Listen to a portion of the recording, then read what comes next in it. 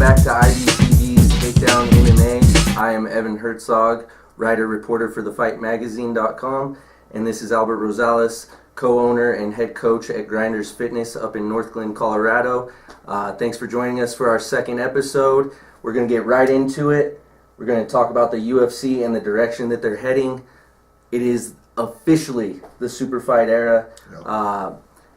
Stipe Miocic and Daniel Cormier has been announced official for UFC 226, and they're going to be the Ultimate Fighter Season 27 coaches.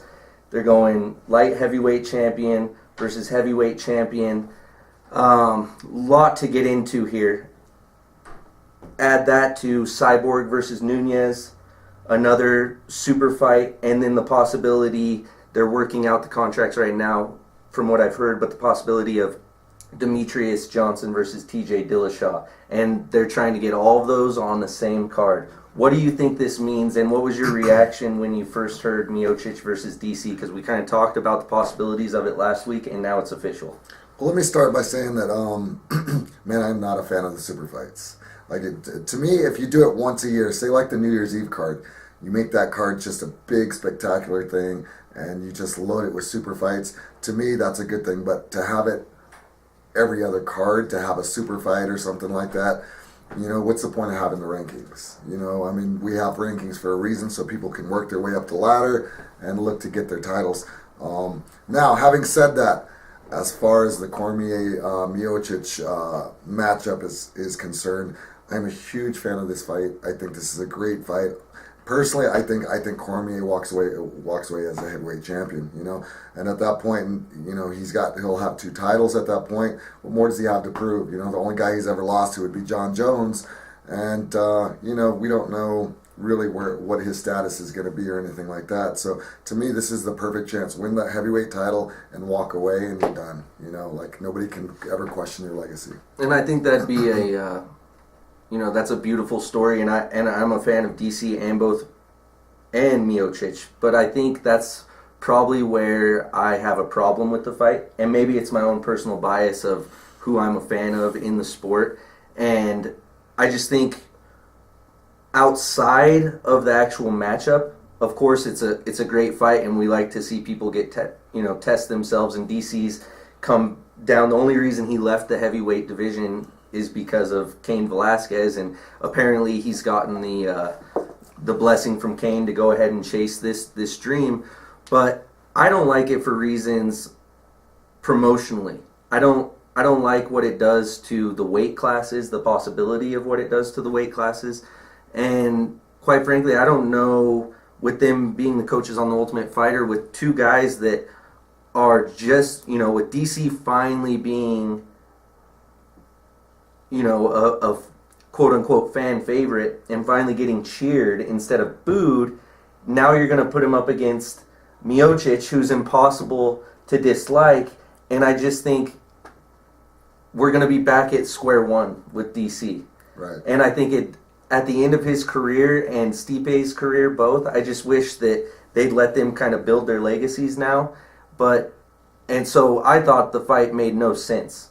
When I first heard Dana White saying, yeah, I think DC versus Miocic makes sense. First of all, since when we've heard Dana White say a million times right after in the post-fight press conferences that he doesn't make matchups that night. Right.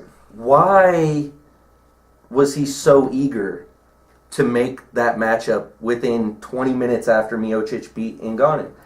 It seems to me he has some sort of weird motive here, possibly with these 2 guys that haven't necessarily been, you know, needle movers. Right. What do you think there's anything behind that?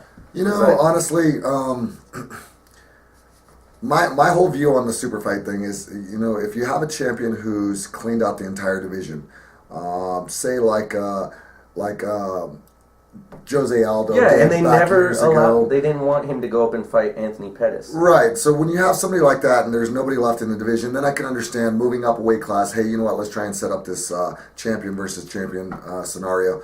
You know, but as far as DC is concerned, I don't really see it as DC's cleaned out the division. You still got Alexander Gustafsson who's waiting in the wings, you know. And he barely won that. It was a close fight, and you got Gustafsson calling him out now and saying quit running and that kind of stuff. You know, I still feel like there's people who are legitimate threats to that title. So I feel like there's still people DC could be fighting there. As far as Miocic goes, maybe there's some hard feelings between Dana and Miocic in terms of the way he's been promoted and moved around in the UFC. You know, he felt disrespected that they were hyping up Ngannou so much, you know. So maybe this is kind of Dana's way, you know, thinking money-wise, of course, first, but then also style-wise, you know, to have a wrestle-heavy opponent. You know, this is, I mean, style-wise, I just think this is a bad matchup for Miocic.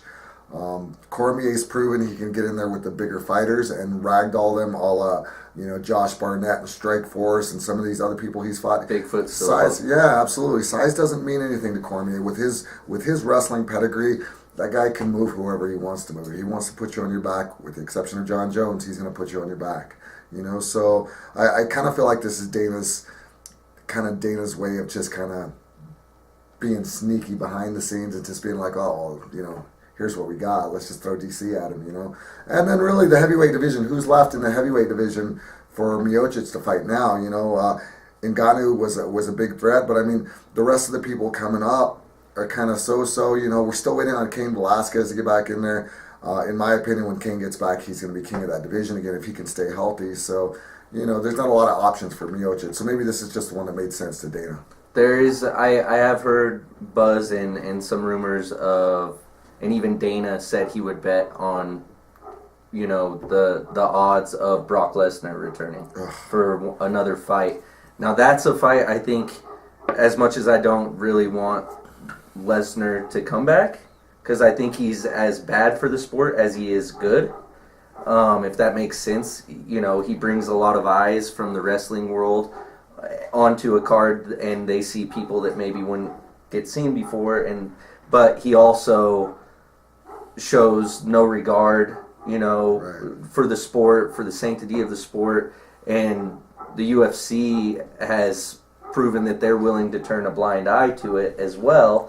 But I think that is to me that makes more sense if you're trying to completely boost one of these guys, because to me you have two great solid blue collar champions and you're going to put them together and it's going to stop all momentum of one of these guys towards the end of their career. And to me, just promotional wise, it doesn't make any sense. I didn't understand it. Like you said, what would have made sense back in the day is Jose Aldo going up and fighting Anthony Pettis after he had beat almost everybody in the division, but they didn't allow that. And I don't know if that's with, you know, the change of ownership completely and the lack of, you know, star power with Ronda and Conor, and now John Jones sidelined and GSP maybe come back for a one-off, that they're kind of almost in panic mode to move towards all of these. But again, I think the Miocic DC fight, it is a great fight as far as fighters go, but I just don't agree with putting those two at this point in their careers. But also, quick in the last couple minutes, along with this super fight stuff, is Cyborg going to fight a super fight every fight? Because I think they realize that they have screwed up majorly in creating this. It's the Cyborg title because there's no one else fighting at 145. She has fought all 135ers. Well, Dana White said that he is not going to bring in. He's not going to bring in an entire 145 division. We all know that there's not enough talent, and that's not disrespecting any of the girls or anything, but we know there's not a deep enough talent pool in the 145 division to actually have a 145 division. And honestly, I've been saying this since they signed Cyborg, is why would you sign her when there's not that talent? To me, the deepest division in women's fighting is the 125-pound division, and we've been saying this forever. That division can go for years. You can have that division stacked up, you know. So, you know, I don't know what they were thinking other than just trying to get that Cyborg Ronda Rousey fight or whatever it may have been. That was the goal, and now you have her blowing through all of the 135 division. What's that do for the once most powerful division in women's MMA. I agree, along with opening up the 125-pound division and bringing a lot of those undersized girls at 135 back to 125. The 135 division, once Cyborg's done with it and, it's been depleted from the 125 division, I don't know what's next for that. And I think it rides solely on the back of Amanda Nunes and her success in this fight. Well, I don't think do it. Amanda can beat Cyborg, but I do think that she is going to give Cyborg the toughest fight she's ever had. I believe that's a very good matchup. Amanda's a solid fighter. She's got good stand-up. She's got good power. She's a big, strong girl. I don't think she's going to win, but I definitely think it's going to be a great fight. I think it'll be a good fight. All right, well, the super fight era is here in the UFC, and that will do it for our first segment of episode 2 of Takedown MMA. Catch us on ibtv.us or IBTV on Roku.